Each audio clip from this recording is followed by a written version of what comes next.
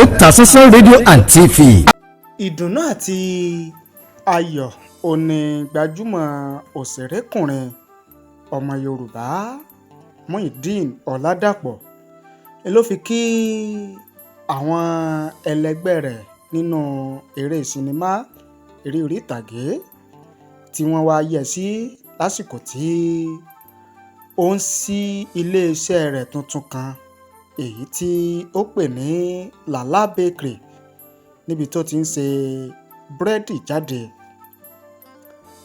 Nínú ọ̀rọ̀ Muideen Oladapo tí gbogbo ayé mọ̀ sí LALA, òun ló ti dúpẹ́ lọ́wọ́ Elédùmarè fún dídá tó dáhùn sí tó sì jẹ́ kí òun ó máa wà títí di àsìkò yìí tó tún wá jẹ́ pé òun tún láǹfààní láti ṣí iléeṣẹ́ tuntun. Orúkọ iléeṣẹ́ ọ̀hún náà ni LALA Bakery níbi tí yóò ti máa ṣe búrẹ́dì jáde. LALA ó ní iṣẹ́ búrẹ́dì ṣíṣe ó ní iṣẹ́ àárọ̀ òun kó tó di pé òun di òṣèré orí ìtàgé, òṣèré sinimá. Ó ní pẹ̀lú bí òun tún ti ń ṣe eré sinimá yìí tó ń ṣe eré orí ìtàgé káàkiri, òun ò fi iṣẹ́ búrẹ́dì ṣíṣe sílẹ̀.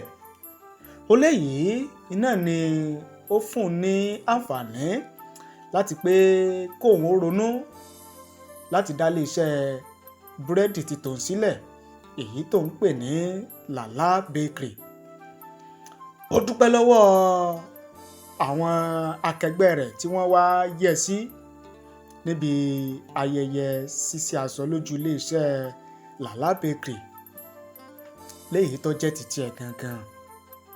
Ó dúpẹ́ lọ́wọ́ Bánkẹ́, ìyẹn Táíwò ọmọ Bánkẹ́. Ó dúpẹ́ lọ́wọ́ Ìjẹ̀bú àtàwọn akẹgbẹ́ rẹ̀ míì tí wọ́n péjú pésẹ̀ síbi ayẹyẹ tó ti ń ṣí aṣọ lójú iléeṣẹ́ rẹ̀ tuntun ọ̀hún.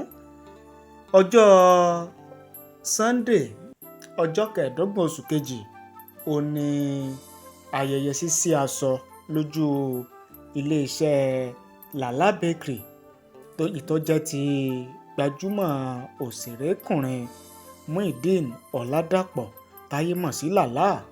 Òun náà ni ó wáyé nílùú Èkó tí ó sì fi ń dá àwọn èèyàn lójú wípé àwọn búrẹ́dì tí ó máa jáde láti iléeṣẹ́ rẹ̀ ọ̀hún èyí tó máa jẹ́ ojúlówó tó jẹ́ máa jẹ́ pé àjẹgbádùn iná ni ó máa jẹ́ fáwọn oníbàárà tí wọ́n bá ń wá rajà iléeṣẹ́ LALA Bakery ọ̀hún.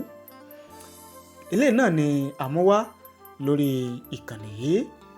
Ẹ má wàá gbàgbé o láti tẹ̀lé wa lórí ìkànnì yìí fún ọ̀kan òjọ̀kan ìròyìn lẹ́kajẹ̀ka lédè Yorùbá pọ́nbélé.